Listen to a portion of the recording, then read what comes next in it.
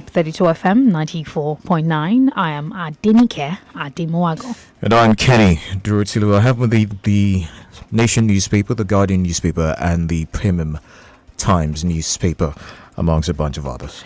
I'm going to be taking a look at the Punch, the Daily Post, the Vanguard, and some other papers as well. Starting from the Punch newspaper this morning, the first story here says Buhari returns, avoids Sudan airspace. Ademuwagun police warned against cover-up. FAC allocation drops as federal government states share 715 billion naira. Away from that, the major story on the Punch, insecurity, local rice price jumps by 200%. There are writers to that. Rice price soars from 173 naira per kilogram to 521 naira per kilogram under Buhari despite government intervention, NBS report. And rice farmers, producers, experts blame rising inflation, insecurity, others for rice woes. Lagos mob burns BRT bus as the driver dies in crash. El-Rufai raises the alarm over insecurity ahead May 29. Ogun father chains starves 2 children to death. Police arrest suspected cattle thieves in Benue. K-pop star to the entertainment corner. K-pop star Moonbin of boy band Astro dies at 25. Ademuwagun police warned against cover-up. And some more here says Nigerian fintech. All right, that's gone away. Reps elect form new bloc over House leadership. And this one says substandard materials, quacks caused Banana Island building collapse. And we'll just take 2 more stories while we move to another paper. Nigerian fintech gets recognition in US. And finally, this one says Lagos mob burns BRT buses, driver dies in crash. I think I've taken that before we move to another paper.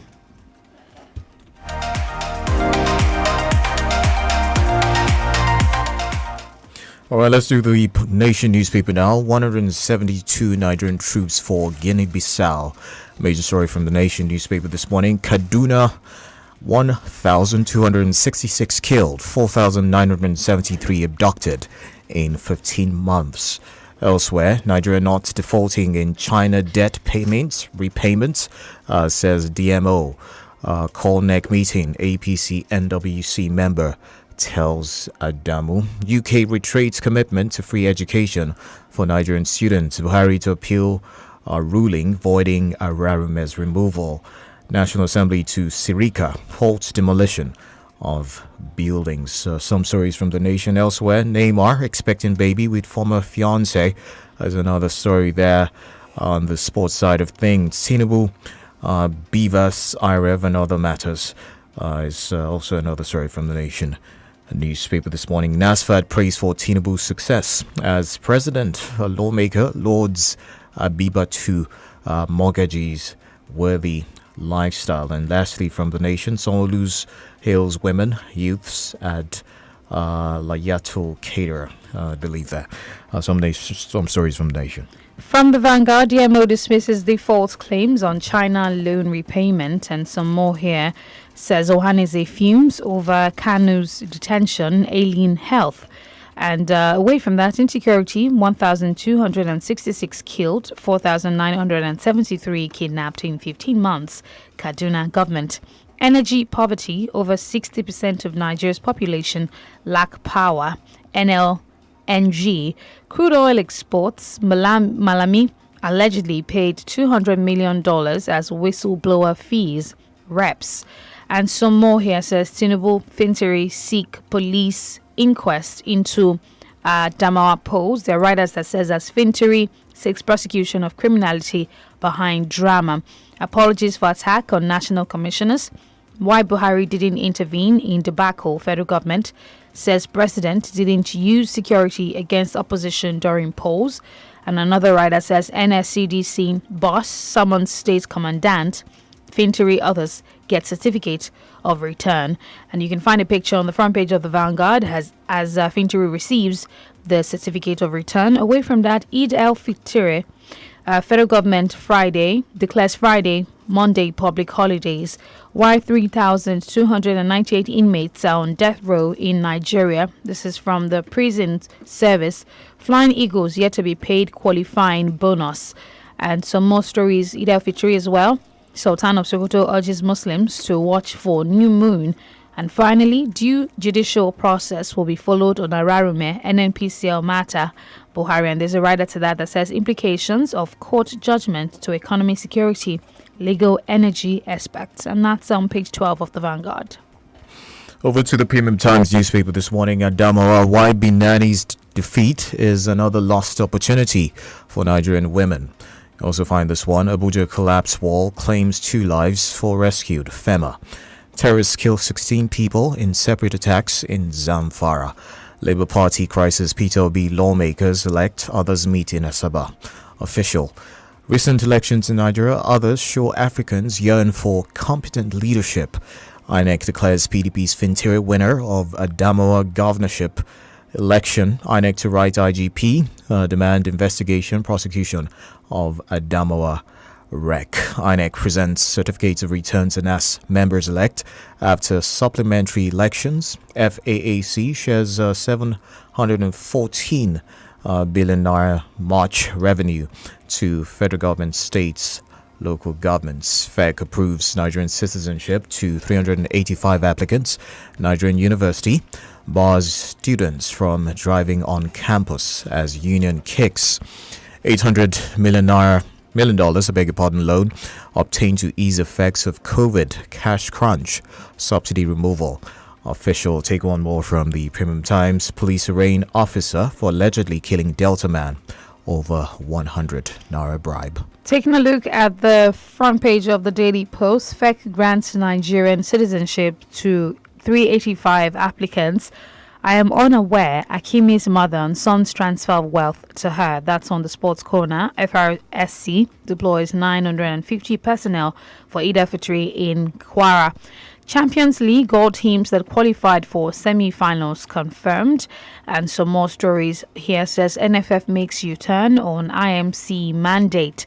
Free Blessing CEO, arrest me instead. Lady berates police. Tension in Bayelsa community after double murder over 15 naira. Nwayawu emerges President General of Ohanaeze Ndigbo worldwide. Adamawa election controversies, why Buhari didn't intervene. Lai Mohammed. INT'L Fitri, federal government declares Friday, Monday public holiday. Adamawa Guba, NSCDC summons state commandants to Abuja. Local content sourced to 54% in oil, gas sector, federal government. Islamic cleric urges Zamfara government to pay WAEC NECO fees. INEC presents certificate of return to Dogowa, NAS members elect. Buhari concludes Lesser Hajj, returns to Abuja. Some more stories on the Daily Post. Adamawa election, Fintiri deputy receives certificate of return. And this one says, Gontor of NCC honored by Northern Youth Organization. Governor Buni mourns as ex-finance minister Ngama loses mother in Yobe.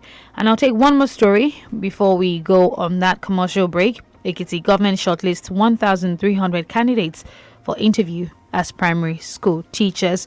We'll go on that break and we'll be back. Stay with us.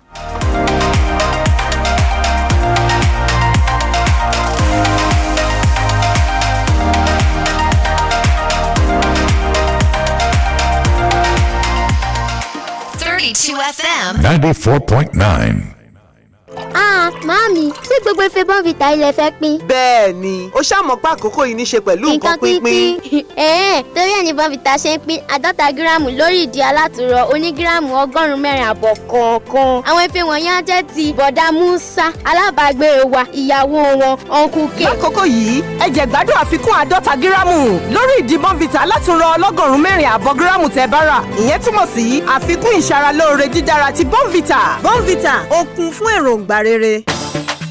They say your life and destiny is in your hands, and that's why Glow has brought instant money into your hands by giving you the power to buy your Green Lotto tickets with your Glow airtime. So when you dial star 73342 hash on your Glow line, you can buy Green Lotto tickets with your airtime. Play your favorite games, check your results, and get your winnings via airtime or direct transfer to your bank account. Now you have the power to change your life with your hands by dialing star 73342 hash on your Glow line to play on Green Lotto using your airtime and win instant cash today. Glow Unlimited.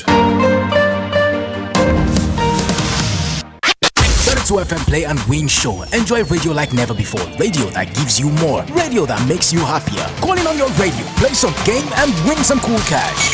Let's do this. Do what?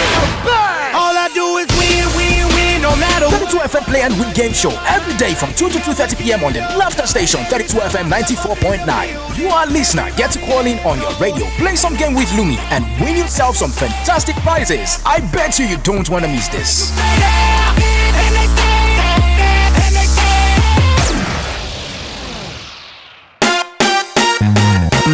ẹ jẹ́ n sọ fún yín pa Zainabu bọ́ba ti jí láàárọ̀ yóò kọ́ jẹun tó dáa yóò wá gbé pabambarì lé lórí Didion syrup of hemoglobin vitamin B12 ara ti mọ́kùnù ọpọlọ ti jí pépé iṣẹ́ yá. lẹ́ òjò. káàárọ̀ Zainab ìdí nù ti fi máa pegedé lẹ́nu iṣẹ́ rẹ̀. jọ̀ọ́bà náwó mọ̀wéhùn. àti pàápàá ń bi eré Didion syrup of hemoglobin ní èròjà vitamin B12 nínú tí yóò mú kọ́pọlọ àtàrà rẹ̀ ó jí pépé ní ìgbáradì fún àṣeyọrí tí ọ̀lẹ́gbẹ́ ń gbà gbogbo. mu ṣíbí méjì Didion péré lójoojúmọ́ pẹ̀lú ṣíbí lásán tàbí kọ́ púpọ̀ pẹ̀lú mímu ẹlẹ́rìndòdò tó bá fẹ́ràn. ọ̀yá gbéra ńlẹ̀ bí akọni pẹ̀lú Didion. To be healthy, strong and active, I say. Take Didion. Didion syrup of hemoglobin vitamin B12 agbára tí ń roni lágbára ẹ kàwé pélébé inú rẹ̀. I'm living the life cause I get Tizeti. Yes. Kọ́ńbù ẹ̀kú àlejò onígbòǹgbò ọ̀nà ẹ̀kú àlejò ẹsẹ̀. Ìbàdàn nílé Olúyọ̀lé ẹ̀kú àmójúbà Tizeti Network Limited. Pẹ̀lú Tizeti ìlú omi òjò lẹ́ẹ̀ máa lo ayélujára íńtánẹ́ẹ̀tì ní yàwàlù. Torí pé gbajúgbajà ní iléeṣẹ́ Tizeti Network Limited. Níbi ìpèsè ayélujára lórílẹ̀‐èdè Nàìjíríà fún iléeṣẹ́ ńláńlá àti olókoòwò kéékèèké lábẹ́ àbúradà Tizeti. Ẹ lè browse, kẹ́ stream, kẹ́ sì tún gbá géèmù bó ṣe wù yín láì níkọ̀sẹ̀ pẹ̀lú ìlànà ẹgbẹ̀lẹ́mùkú data. Kèé máa ṣeré ìwọ ni kó má sọ̀fànù 12,500 naira pé lẹ́ẹ̀fì jẹ mùlá data fódìdí oṣù kan gbáko lábẹ́ àbúradà Tizeti láì níkọ̀sẹ̀ ẹ kàn sí wifi.com.ng/oyo ẹ sì lè pe 0122987886 tàbí kẹ́ ẹ tẹ àtẹ̀jíṣẹ́ sí internet@wifi.com.ng ayélujára ní yàwàlù. You're listening to 32 FM 94.9.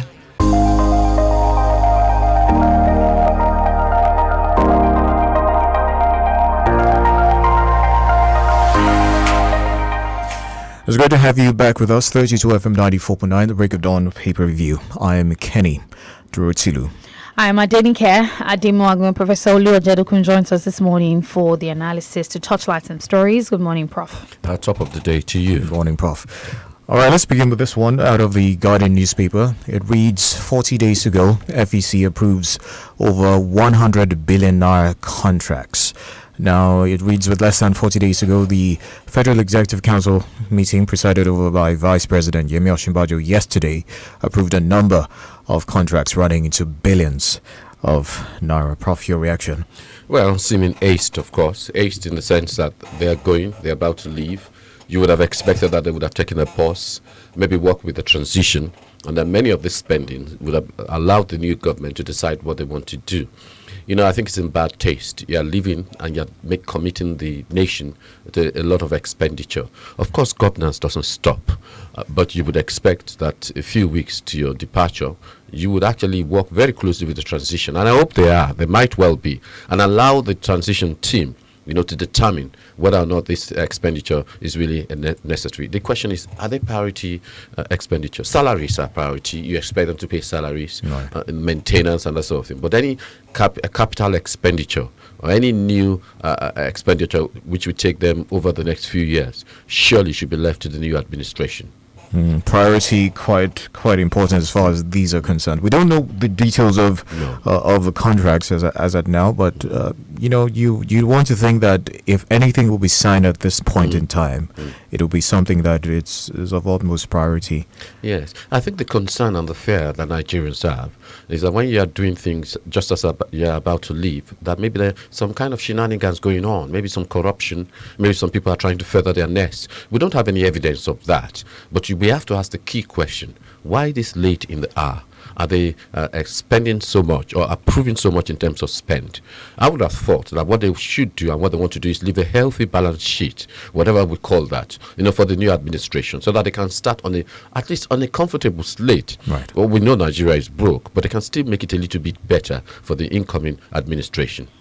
All right, there's a major story on the Punch that says local rice price jumps by 200%. Rising insecurity in the country, import ban, and other factors have caused the price of 1 kilogram of local rice to rise by 201.52% in 7 years. Now, in 2015, the CBN stopped the importers of rice and 41 other items from assessing foreign exchange and all of that, just to boost the rice, the local rice. I can't find the word now, but you understand what I'm saying. Local rice production. Actually. Local rice production. Thank you very much. The intervention seems to have worked until there seems now that the fact that I don't expect less, that insecurity has deeply eaten into that production, and that money now seems to have gone to probably waste. Yes, yeah. I'm not trying to take the mickey. I'm not trying to wind you up. But initially, I thought it was bright price. I was worried.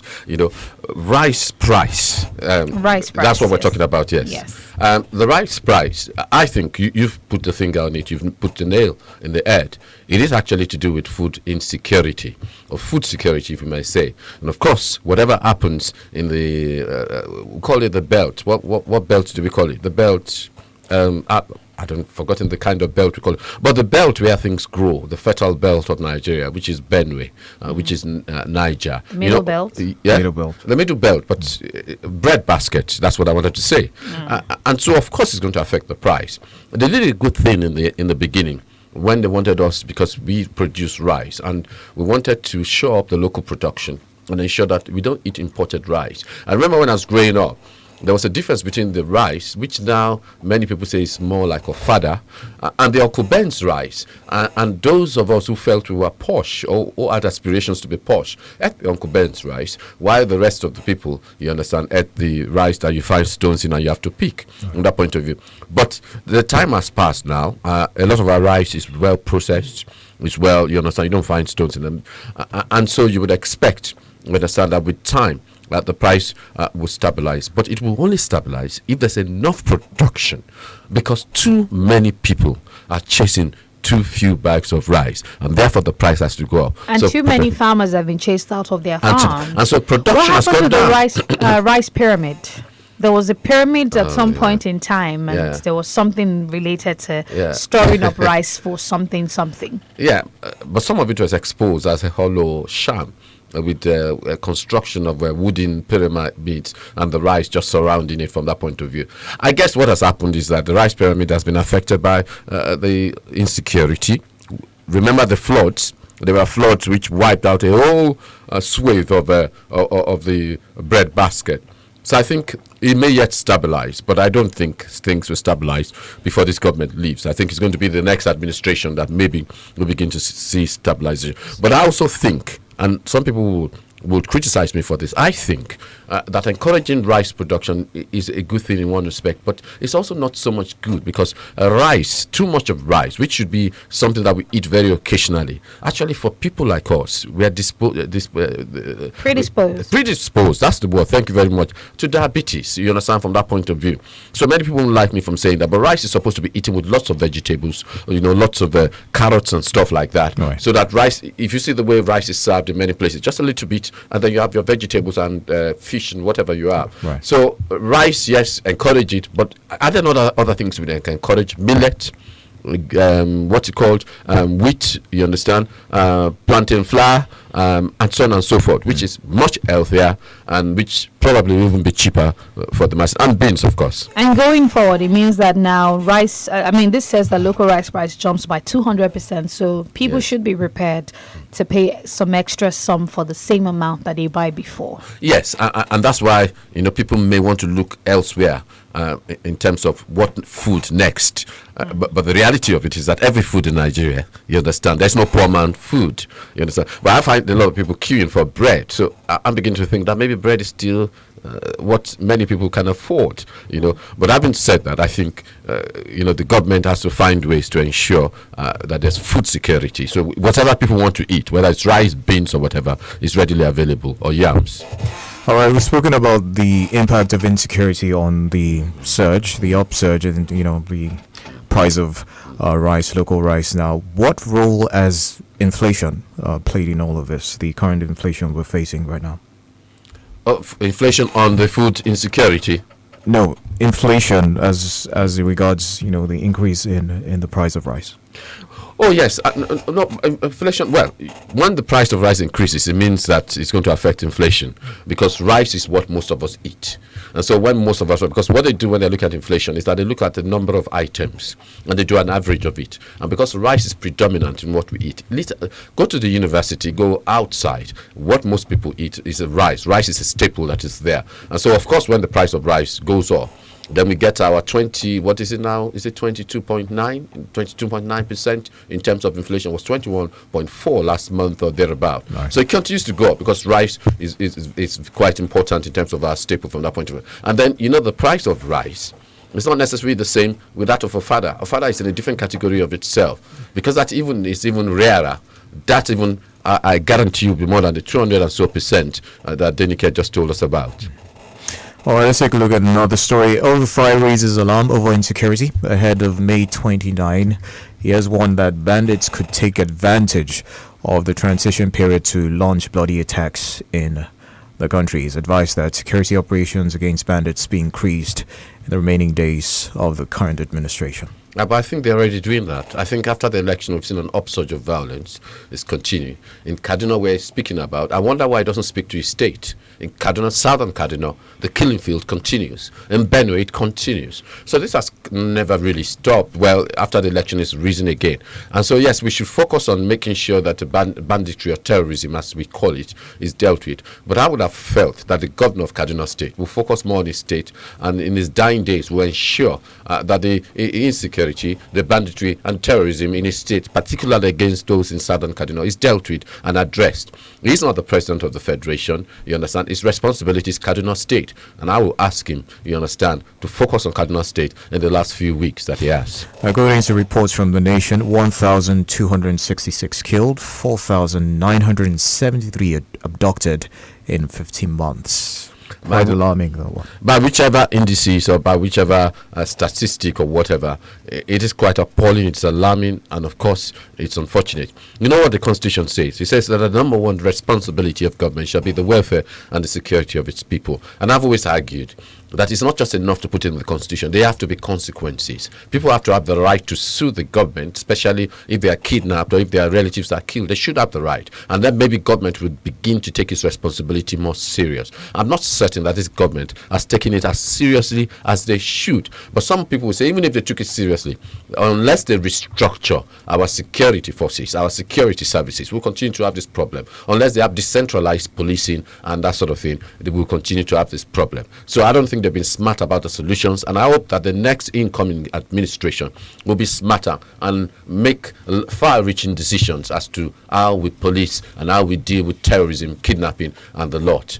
We thought that with the Naira crunch, before the Naira crunch became the crunch, we thought that kidnapping had gone down, and I think it has gone down. And I think the government should receive a pat on the back. But the problem is that after the Naira became readily available, some people suggested that there was an upsurge again.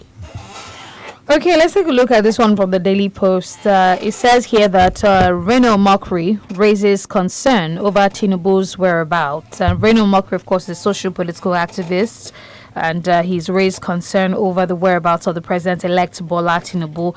He says that he's not been seen in public for 1 month now. And some might argue that the president-elect isn't the president yet and can go and do whatever he wants. It doesn't have to be in the public eye or in the public space. Well, what usually happens, you understand, I can see where Reno or Mokri is coming from, but I don't necessarily agree with the sentiment. What usually happens is that when you are president-elect, you are visible. Why? Because a transition is going on. You are directing the transition, you're telling people what your priorities will be about. You're interacting with the people that supposedly voted for you, letting them know, assuring them, you understand, that you'll be up and running as soon as you get into government. But it is true that constitutionally, there's no responsibility for him at this stage. Constitutionally, he doesn't have to set up an office of the president-elect, as Biden did and as Trump did during their time. And this is Nigeria now, anyway. So if he has health issues, and I'm not suggesting that he has, then this is the time to take care of it, so that when it comes on the 29th of May, you understand, he's able to go without waiting 6 months before he starts running around and running the government of the country. So I think not seeing him around, we can't hold him to account. We can express some concern, but I am assured that the president-elect will make appearances very soon when he comes back and he's sorted himself out. Let him sort himself out, and let him come back, and let him start going, running, 100 meter. It's not a 100-meter sprint. It is a marathon, and he has to prepare hard for that marathon. All right, Prof, what do you make of the different alliances being made by the members-elect, the House of Reps members-elect? We have another one now that has been formed. They call it the 10th Assembly Pathfinders. Different ones. I believe this is the third one that has been formed now. Well, I think those alliances are formed for one purpose only: the acquisition of power, maintenance of privilege, and ensuring dominance. And you see that they probably cut across political parties. In other words, political parties and ideologies and programs are not really what is going to be predominant in the next 4 years. It's really going to be how people maintain their status and how they enhance their power. I would suggest that, we should hold our politicians to account. The responsibility of the members of the House or the Senate is oversight of the executive, is to make laws, is to ensure that Nigerian government is on its toes. It will be a constructive friend. And I hope that the priority of them will not be forming alliances, for their own good, but forming alliances for the better governments and for interrogating and interdicting the government of the day. Not criticism for the sake, but criticism to ensure that the next incoming administration is better in terms of governance and delivers more in terms of what it should do. I can see the mission statement here. It reads to build a strong, independent, respectable parliament that will work for Nigerians, make Nigeria more stable, peaceful. Well, we've heard words before, but if in reality that's what they do, then of course we have hope. But my fear is that people say a lot of things, prose, you campaign in prose, but the governance is much more messier. All right, let's take a look at this story concerning the oil revenue. The case that has been happening between the House of Representatives ad hoc committee investigating the sale of 48 million barrels of crude oil amounting to over $2.4 billion and on. Now, according to this report, they have threatened to arrest AGF Malami, and as well, they have reported that a payment of $200 million have been allegedly uncovered, money made as consultancy fee in whistleblowing or whistleblower recoveries. Mrs. Zainab Ahmed is also in this because they report that they've not been cooperating. That is Abubakar Malami and Zainab Ahmed. This is money that has been reported to be mismanaged, and they are threatening to arrest and not actually making arrests. Well, they always threaten, and they do exercise the powers that they have. The National Assembly has powers of oversight. The National Assembly has powers to summon. And if they don't answer the summon, they also have powers to ensure that the warrant of arrest is carried out. And I think they've never really exercised their power. I think it's a contempt of Parliament. It's a contempt of Parliament. If Parliament issues an invitation to the Attorney General of the Federation and the Finance Minister, and even if the Finance Minister doesn't know that much, the Attorney General of the Federation, who is a senior advocate of Nigeria, should be aware They may have nothing to hide. There may be no questions to answer, but it's their responsibility to respond to Parliament and for Parliament to ask them the questions and for them to prove to Parliament that there is no smoking gun and there's no dodgy practices going on. I think it's rather unfortunate, and it tells you the kind of administration that we have. And I hope that the House of Reps will do their job and not just allow this to rest. And what does that mean?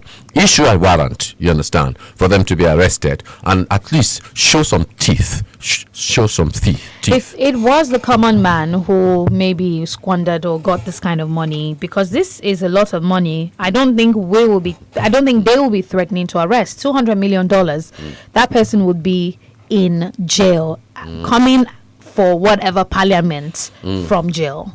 Of course, they would be in jail if it was the common man. It's because these people are privileged. It's because they are protected. And it's because they believe they're untouchable. And that's why the Parliament or the House of Reps or whatever description we have of our National Assembly should do something. I should do it now. The same treatment that the common man should get, they should get it. The equality before the law. The rule of law suggests, that everybody, you understand, faces the same penalty, faces the same treatment, except the president, the vice president, governors, and deputy. You have immunity. The attorney general of the federation and the minister of finance do not have immunity, and it's a mockery of our democracy if this is allowed to go on like this. Listen, we are not here for fun and games. That money is a lot of money, and Nigeria doesn't have money. We are broke. And yet we are allowing people to get away with this amount of money. It's $200 million. Billion dollars. All right, we have to go on a commercial break. Oh, $200 million, I beg your pardon. You actually got that correctly. We'll be back. Stay with us.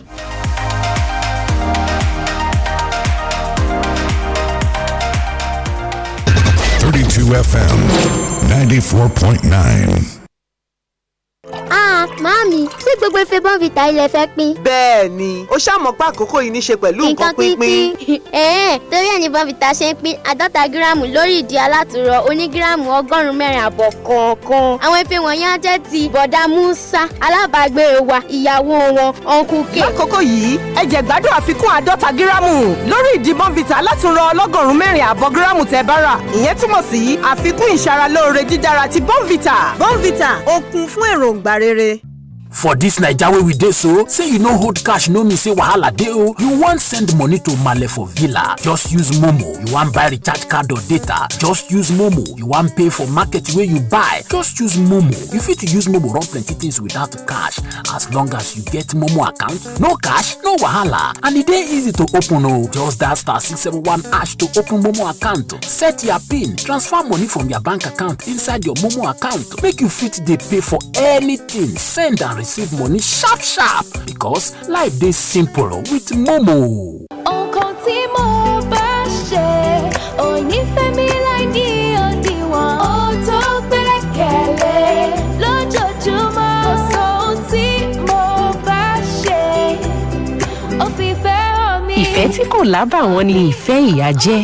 Bẹ́ẹ̀ kò sí ohun tó dùn tó bíi Indomie alájẹpọnu lákànlọ́. Nítorí náà, fi ìfẹ́ hàn pẹ̀lú Indomie.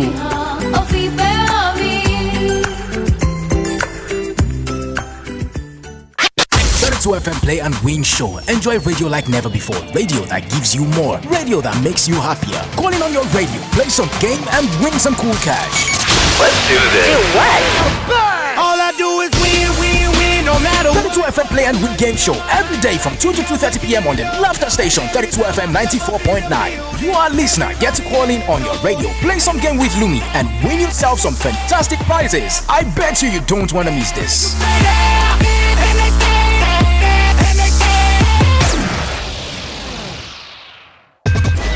FM 94.9.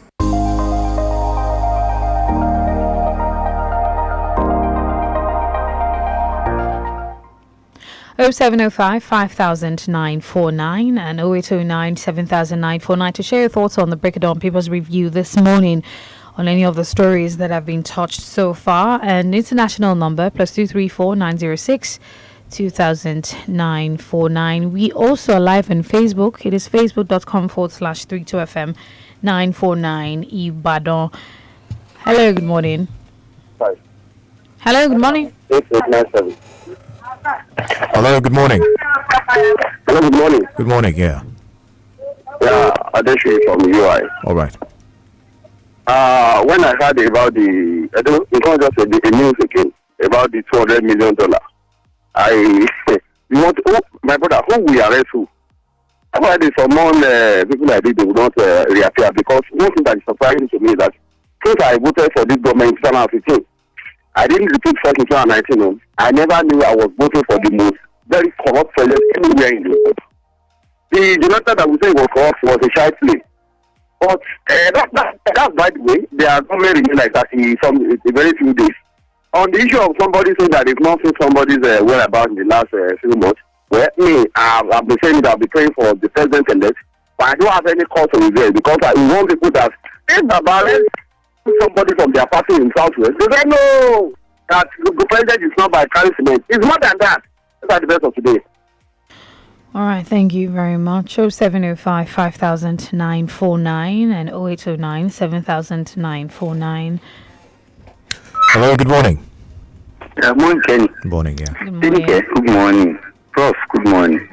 First on food price and all these things, Prof, I actually look at it as it's something we should be, when we blame it on insecurity, and I love the economic policies that is supposed to also bring this food price down. Did they really implement it? These are part of the things I think we should just consider. And of course, towards the eve of their leaving, we are just seeing a lot of signing. Even we remembered the palliative of $800 and something million loan. I think yesterday some people came up and said they should not, for a subsidy that a new government they expect should do. Doesn't it tell you the kind of people we have? I think what we should just do is let them go. Probably when the incoming one comes in, we will now take a new step. That's just the only thing I see. Good morning. This is okay. All right. Thank you very much. Okay. All right. It seems that he's resolved that I'll just hold on till the new government comes through. Yes. All right, on Facebook, Omotayo Luwarutimi Onobamiro writes, the country does not work or make for good sense because of the mindset of the people. It's not that spending money or giving contracts at the later stage of this administration is bad. It's just that the people are used to our government officials who are always living big on government funds, and they are used to people embezzling government funds. Hello, good morning. Good morning. Hello, good morning. Yeah, good morning. Good morning. Good morning. We can hear you. Go ahead. Okay. Good morning, everybody. This is John watching from my group. On the issue of $200 million, allegedly against the Minister for Justice and the Finance Minister. To me, I'm not surprised. Even the one that happened in Niger Delta, when the House Committee someone Fabio now is Senate now. Yeah, you call me senator. So what happened there? We only saw the drama, nothing again. So the same Fabio adjusting for the position of Senate president. And we are saying that when the incoming government comes, what incoming government that you are expecting that is going to do fantastic? To me, I don't believe in all those things. The same Fabio that alleged about fraud is working to press the Senate president. When he becomes a Senate president, what are you going to expect? The same set of the people who are be the one that will be there. You cannot see anything. Nothing will happen. So the only thing that I'm thinking is that, well, if there is anything that Nigeria can do to deliver themselves from this set of people, well, they are just changing each other to the position. So that is why I'm really against subsidies issue. These people are saying, because these are the set of people that embezzle the subsidy money, enjoy the subsidy money. Thank you and good morning. All right, thank you very much. All right, thank you very much. Let's just take this story, Prof. I wanted to get your reaction real quick on this. Apparently, India has overtaken China as the world's most populous country, and the data is quite long and everything. India's population now stands at 1.4286 billion naira. billion. Sorry, I'm so used to the naira tag. China is now 1.4257. So there's a small gap there. Some have said that let Nigeria finish counting come next month for the census, and we will be shocked at our number. Do you have any fears that our country, Nigeria, will one day have a population crisis like this? Because Nigeria is currently around number 7 or so. Yes, yeah. No, I'm not sure we call it a population crisis. I think it could be a blessing or it could be a curse. It really depends on the way you use the mass of your population. It's a huge market, of course, for your products. It means you have a lot of resource in terms of what to develop the country. But the point is that your population growth must be commensurate to your economic growth. If your economic does not grow at pace with your population, then you'll be left in penury and in poverty. If you look at China and India are quite prosperous in many areas, but there are swathes of China and even in India where there's immense and intense poverty. So yes, while they're doing well when you look at the headline, there are many swathes of parts of the country, pockets of poverty, as it were. So I hope that our development will be more even, and I hope as our population grows, we will discover what our population is, whether it's really 200 million or whether it's less or whether it's more, that the economy will keep pace with it. All right, back to Facebook. Suleiman Sharif writes, apart from rising insecurity, the consequence of closing, lost that message there. But in the meantime, you can call the phone lines 0705 5949 or 809 7949. Balkis on Odiron writes, it's quite upsetting when you have high expectations of a government and it falls short, just like the Buhari administration. Recall that we believed we had seen the worst of ineptitude when we removed Jonathan from office, but the Buhari administration continues to let us down today. Thank you very much for that one. Also, a comment here by Omotayo Oluwarotimi says, I do not know why our presidential candidates disappear in foreign lands after they are elected. I do not think it is very wise of us to leave our presidents at the mercy of the very advanced countries of the world with the current level of high technology in the advanced countries now. 0705 5949 and 0809 7949. International number +234 906 200949. We're also live on Facebook. It is facebook.com/32FM 949 Ibadan. all right, with some days to the inauguration, May 29, Prof, the whereabouts of our president-elect seems to be generating quite a lot of attention, controversy right now. Yes. Your thoughts on that?